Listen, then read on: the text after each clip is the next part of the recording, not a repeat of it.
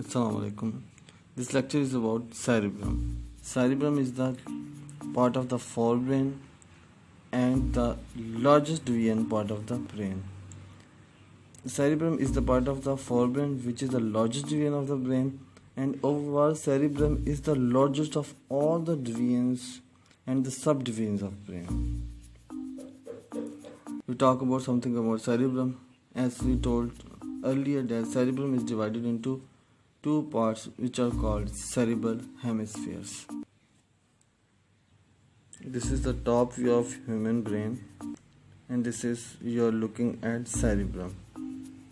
There is a longitudinal fissure, a dividing fissure between two cerebral hemisphere. This is the left cerebral hemisphere, or this is the right cerebral hemisphere. Remember, in diagrams, the side facing to your left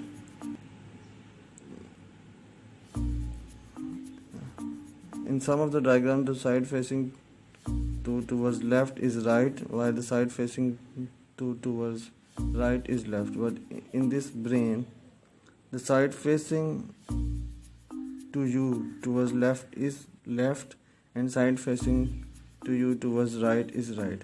This is left cerebral hemisphere, and this is right cerebral hemisphere.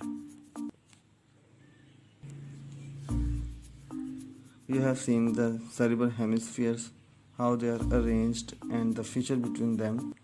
Now some terms we will discuss. Grey matter. What is grey matter and white matter? When we see the brain in electron microscope, the brain appears in some areas grey, brown, and from some areas it is white. That's why it is called grey matter and white matter. What is grey matter? Consists predominantly of densely packed cell bodies and their dendrites, as well as glial cells.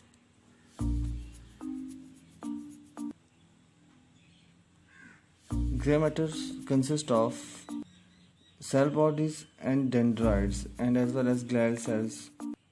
That is why, due to this densely packed of these substances, it is appeared grey in electron microscope. And there is another reason: cell bodies and dendrites do not have melanin sheet. That is why they appear grey. White matter. The white matter consists of myelinated axons. The white matter only consists of myelinated axons of neurons, and due to this myelin, it appears white. Because myelin lipids, that why it appears white in electron microscope. And if we see without electron microscope towards the human brain, it will also divided into two parts, white and grey parts.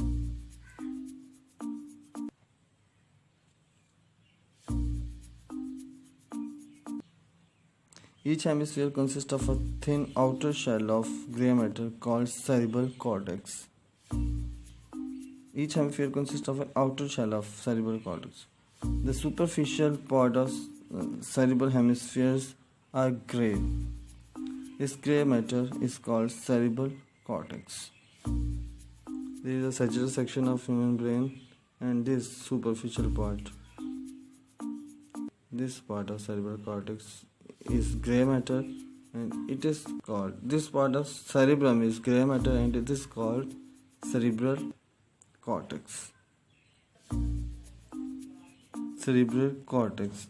Each hemisphere consists of a thin outer shell of grey matter. There is a thin outer covering of grey matter over cerebrum. This is called cerebral cortex. Underneath it there is thick core of white matter. Underneath of this thin grey matter there is very thick white matter.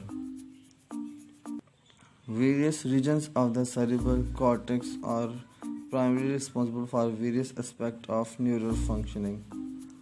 This cerebral cortex, a thin covering of grey matter over the cortex, is responsible for processing of various neural functioning. Next we will see. It is cerebral cortex is divided into four lobes.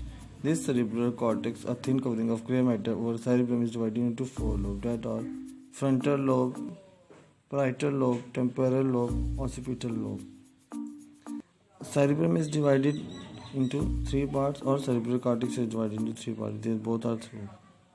We will talk about in the next lecture about these four lobes and their functions and the functions they perform. Okay, enough for the today. I hope that this will be helpful for you. Take care. Allah Hafiz.